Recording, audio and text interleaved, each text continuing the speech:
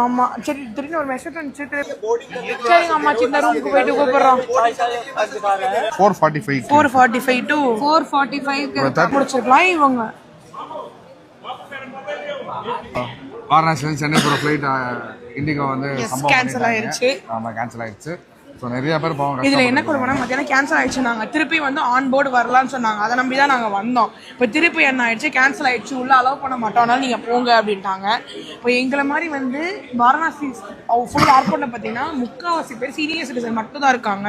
So நாங்களாவது ஏதாவது alternative option தேடுவோம். அவங்க எப்படி தேடுவாங்க எப்படி போவாங்கன்னு தெரியல. போகலாம் பார்த்தா ஸ்பைஸ் ஜெட்டில் பாருங்களேன் ஒரு வரும்போது நாங்கள் 6500 புக் பண்ணி வந்தது இப்போ 50000 டிக்கெட் போட்டிருக்காங்க. ஸோ மற்ற ஏர்லைன்ஸாவது கொஞ்சம் கன்சிடர் பண்ணலாம். அவங்களும் வந்து இப்போ தான் ரொம்ப பண்ணலாம் 83,000 போட்டுருக்காங்க இன்னொரு ஃப்ளைட்.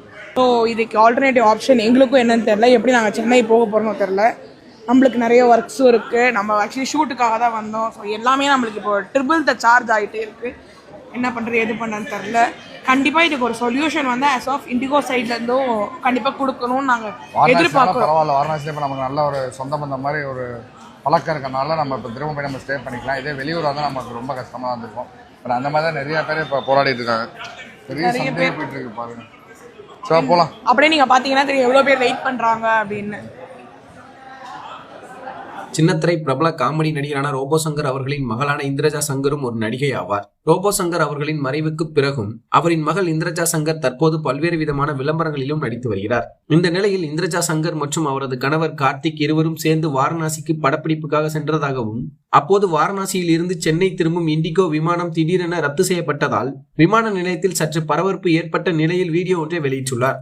மேலும் அந்த வீடியோவில் திடீரென விமானத்தை ரத்து செய்தால் நாங்கள் என்ன செய்வது, அடுத்த பிளைட்டை பார்த்து செல்லலாம் என்றால் அதிகமான விலை கொடுத்து டிக்கெட்டை வாங்க வேண்டியதாக இருக்கிறது.